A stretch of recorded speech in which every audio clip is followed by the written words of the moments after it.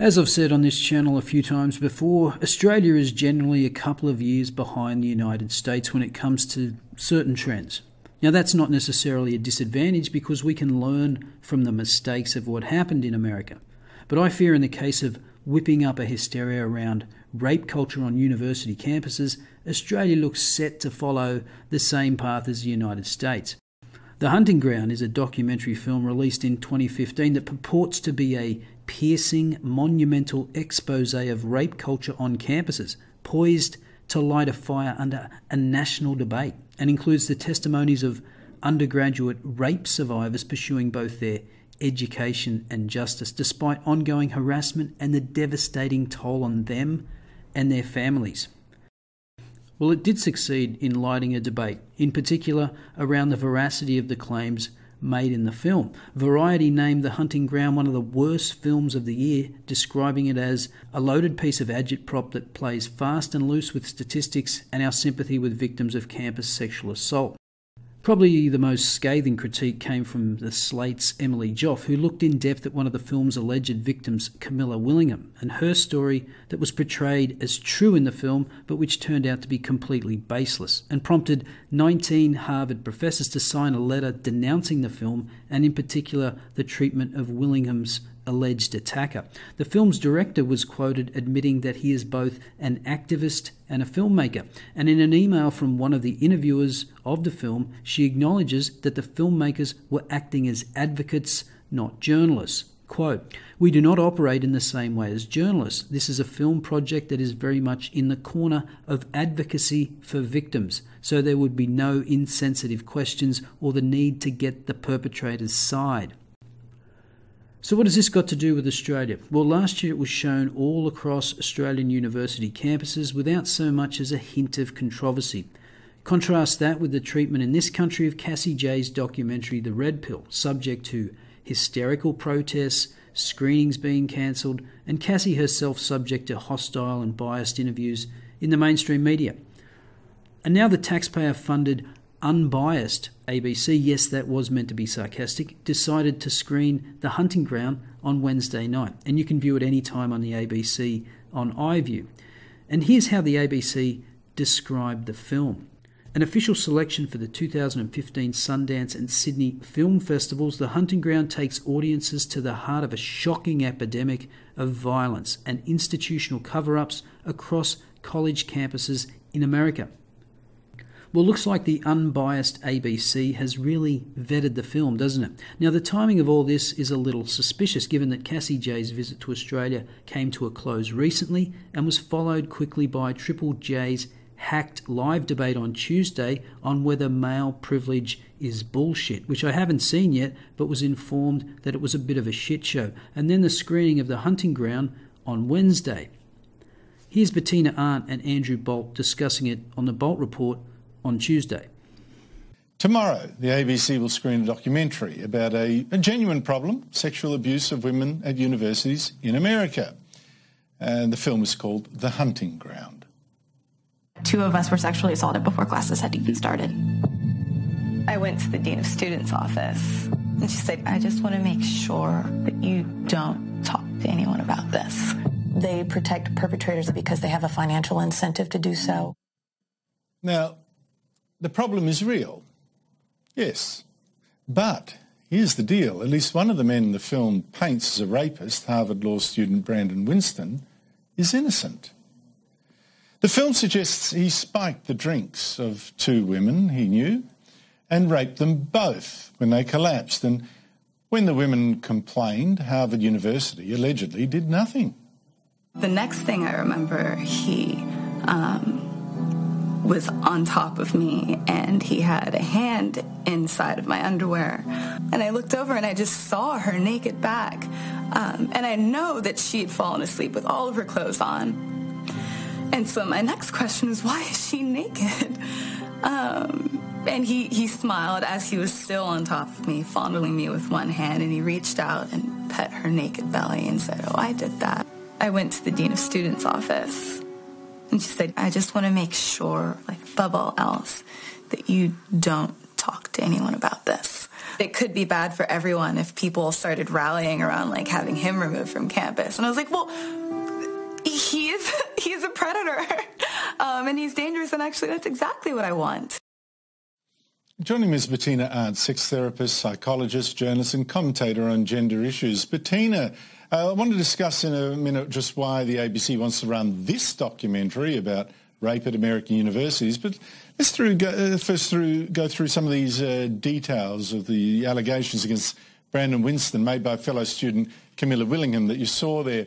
First, there's no evidence that he spiked any drinks, and that allegation didn't come up anywhere else. I mean, and nor did he rape Camilla Willingham, and he actually faced the trial, and there weren't even allegations that he raped her. I mean, where's this going? Well, what is this? It all ended up before a grand jury, a criminal case, and he was exonerated.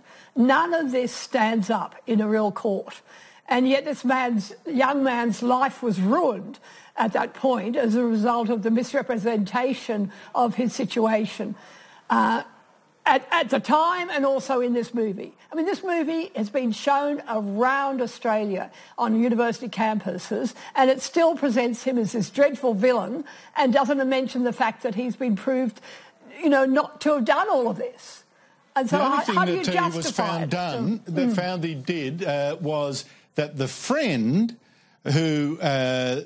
it seemed that people agreed that, they were carrying on and there wasn't anything else. Yes. He then touched her when she was unconscious. Yeah. He touched her on the breast or something, and that's what he got done for.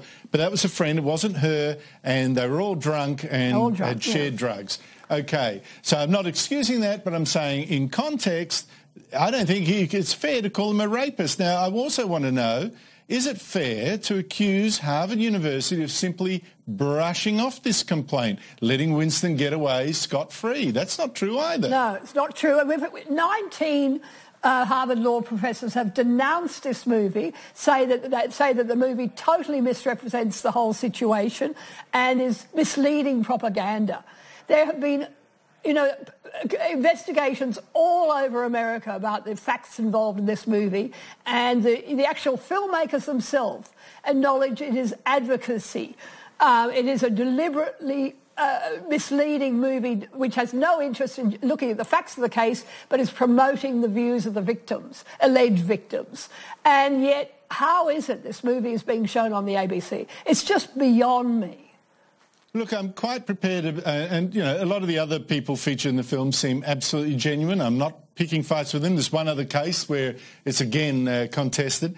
But, you said deliberately misleading. I found it amazing that the film didn't even mention the fact that Camilla Willingham, who was complaining there, actually produced evidence of how should we put it, a dubious nature, where I'm thinking of the used condom she gave to police that she said she found, implying that it was his, when in fact it later turned out, much, much later, when police finally tested it, the DNA it found was of her and some other man, not this poor schmuck. Now, listen, why wasn't that in the movie? Why wasn't that in the movie? Why was the movie full of these allegations that serial rapists are running through the campuses of America when there's no evidence for that? There is no evidence that universities are unsafe places, particularly for young women. There are many places in America that are far more risky for these young women. And the research, the statistics have all been shown to be shonky.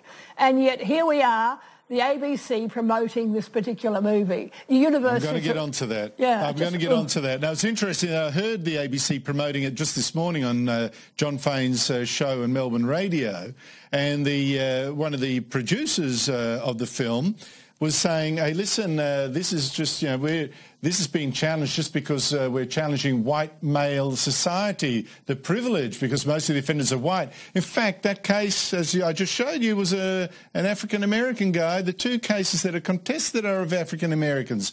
Now, isn't this the case? This is not about whether you do or don't take sexual assault seriously.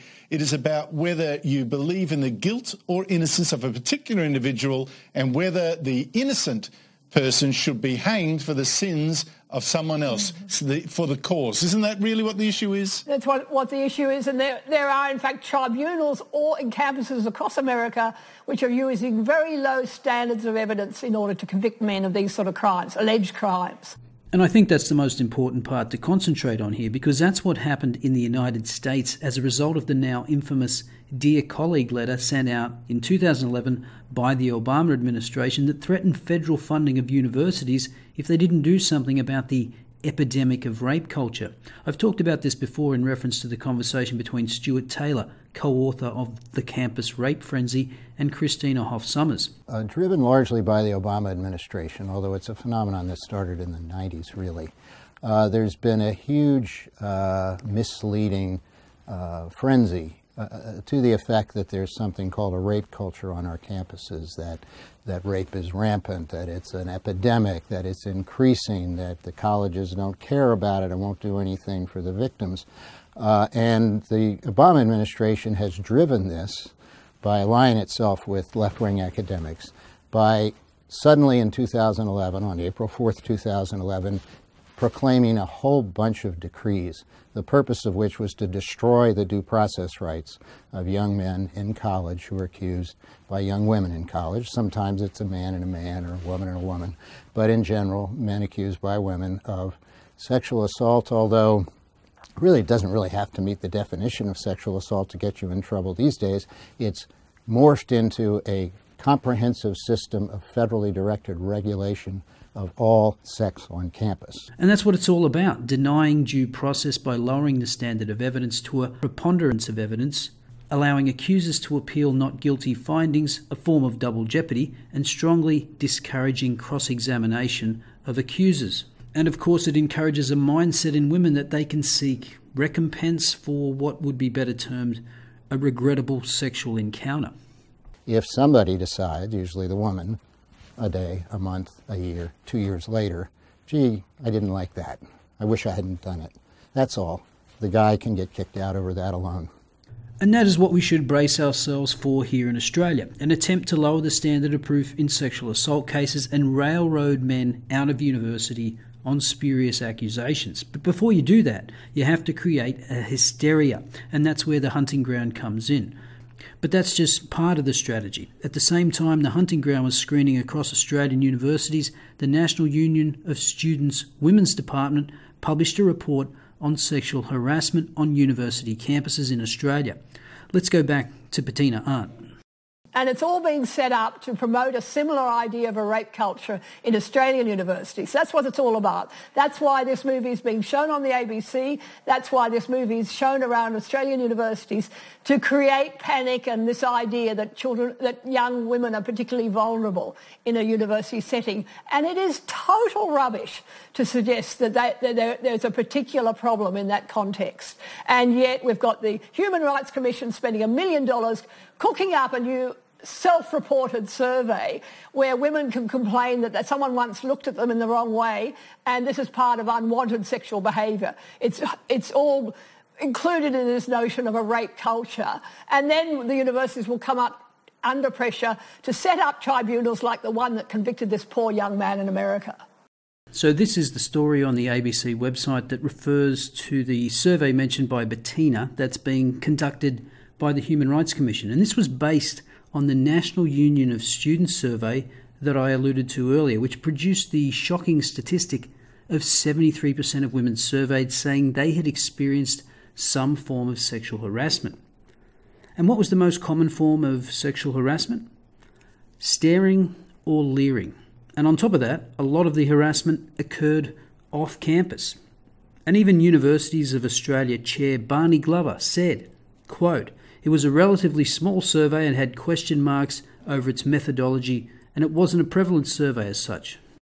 Now, the report from the Human Rights Commission is due out in August this year, so don't say you weren't warned. Get ready for some recommendations and guidelines to institute a similar system of kangaroo courts here in Australia, designed to do away with basic due process rights.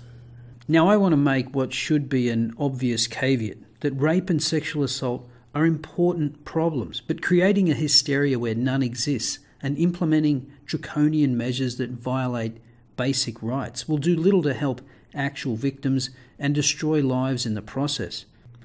But as Andrew Bolt said, those that push for these measures don't care if there's collateral damage in the pursuit of their cause.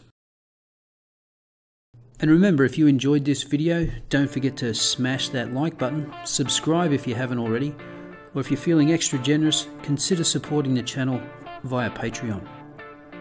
See you next time.